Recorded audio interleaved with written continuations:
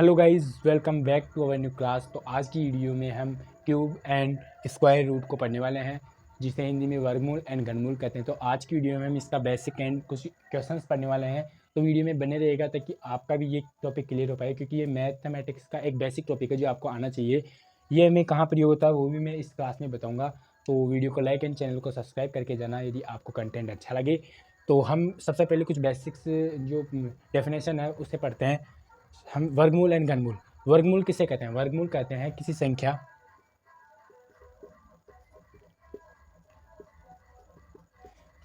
को उसी संख्या से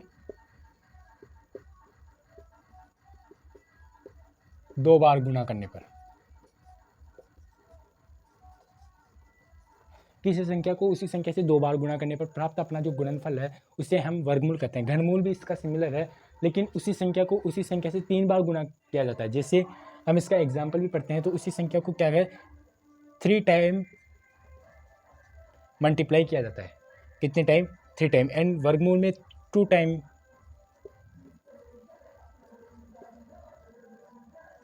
गुणा किया जाता है। जैसे हम एग्जाम्पल के थ्रू इसे समझते हैं। जैसे हमने एग्जाम्पल ले लिया 2 का, तो 2 का क्या होगा वर्गमूल? 2 मल्टीप्लाई 2 इक्वल टू 4। तो 2 का वर्गमूल तो हो गया 4 एंड 2 का घनमूल 2 मल्टीप्लाई 2 इक्वल टू क्या हो गया 8। मतलब सिंपल ये है कि वर्गमूल निकालने के लिए उसी संख्या को उसी संख्या से मल्टीप्लाई किया जाता है। एंड घनमूल निकालने के लिए उसी संख्या को उसी संख्या से मल्टीप्लाई करके एक बार फिर से मल्टीप्लाई किया जाता है। जैसे हमने एग्जांपल के थ्रू 2 का समझा। एंड अब हम समझते हैं 3 का। तो 3 मल्टीप्लाई 3 इक्वल टू होता है 9, बट 3 मल्टीप्लाई 3 इक्वल टू होता है 27। तो ये क्या है? इसका है स्क्वायर। एंड ये क्या है? इसका है क्यूब। तो I hope square and cube में जो डिफरेंस है वो आपको समझ में आ गया होगा। बट इसमें एक और रिलेशन है, वर्गमूल एंड घनमूल। वर्ग और घन हमने पढ़ लिया, वर्गमूल और घनमूल है। तो वर्गमूल एंड घनमूल किसे कहते हैं वो हम नेक्स्ट पेज पर देखते हैं।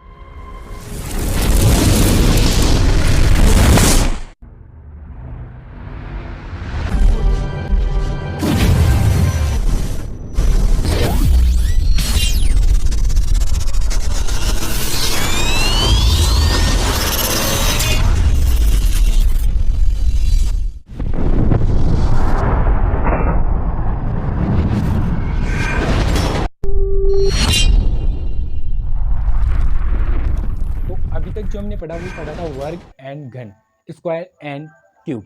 अब हम पढ़ने वाले हैं square root and cube root, वर्गमूल एंड घनमूल। जैसे हमने पढ़ा था 2 मल्टीप्लाई 2 इक्वल टू 4 होता है, ये इसका वर्ग है। लेकिन यदि हमें पूछ ले 4 का वर्गमूल,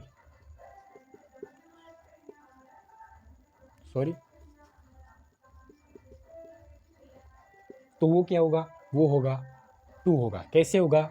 तो उससे हम निकाल सकते हैं 2 विधियों से। 2 टाइप्स ऑफ इसकी 2 विधियाँ है। फर्स्ट जो अपनी टाइप है वो है गुणनखंड विधि,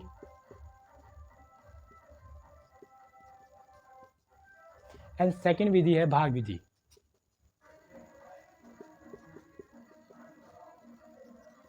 दोनों विधियों से हम वर्गमूल एंड घनमूल निकालना सीखेंगे, वर्ग और घन भी निकालना सीखेंगे। तो वर्ग और घन आपको सिंपली 15 एंड 13 तक याद होना चाहिए। तो यदि आप वर्गमूल और घनमूल प्राप्त करना चाहते हैं इस चैनल के थ्रू, तो आप हमें कमेंट में लिख सकते हैं। लिस्ट में आपको लिस्ट प्रोवाइड करवा दूंगा।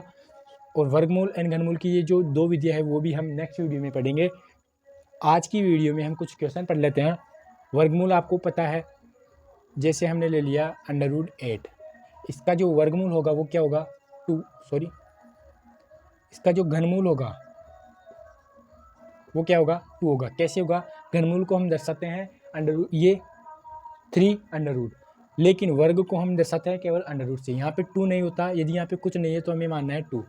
तो ये भी एक बेसिक है जो आपको क्लियर हो गया होगा। तो टॉपिक हमने पढ़ लिया। अब कुछ क्वेश्चन की तरफ बढ़ते हैं। वीडियो अच्छी लगी तो लाइक कीजिए एंड कमेंट में आप लिस्ट लिख सकते हैं, ताकि जो अपना कम्युनिटी है उसमें एक स्क्रीनशॉट ऐड कर दूंगा वर्ग और घन का, तो उन्हें आप याद कर सकते हैं।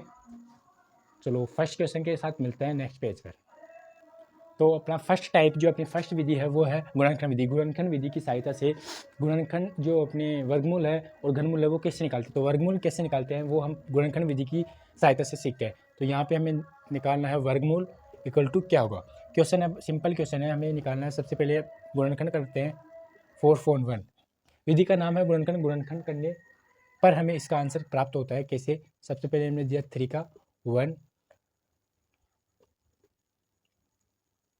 4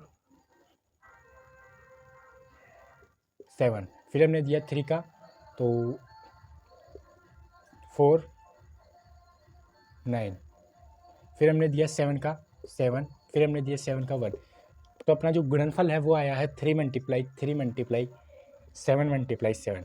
हमने दो दो के पैर बनाने हैं, सॉरी 7 दो दो के पैर बनाकर प्रत्येक पैर में से केवल एक डिजिट लेना है। जैसे हमने ये डिजिट लिया 3, इसमें से हमने डिजिट लिया 7, इन दोनों को मल्टीप्लाई करने पर अपना आंसर क्या है 21। तो इसका जो आंसर आएगा वो क्या होगा 21। इसकी जांच करने के लिए आपको क्या करना है 21 मल्टीप्लाई 21।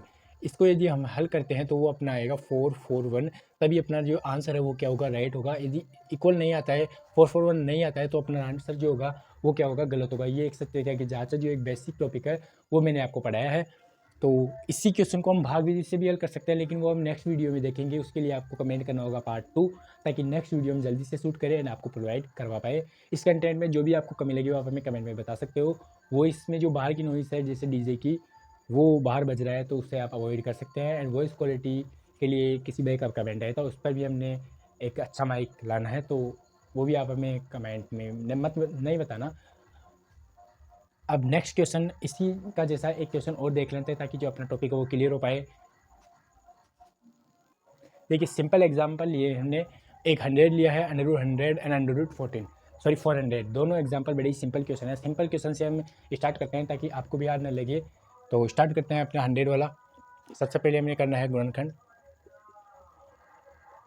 2 का देंगे 50, 2 का देंगे 25, 5 का देंगे 5, 5 का देंगे 1। तो अपना जो गुणनफल है वो आया है 2 मल्टीप्लाई 5 मल्टीप्लाई 5। हमने बना दिए पैर में से हमने ले लिया 2, इस पैर में से हमने ले लिया 5, इन दोनों को मल्टीप्लाई करने पर अपने पास प्राप्त होगा 10। तो इसका जो राइट आंसर है वो क्या होगा 10 होगा। आई होप ये आपको क्लियर हो गया होगा। अब नेक्स्ट की तरफ बढ़ते हैं।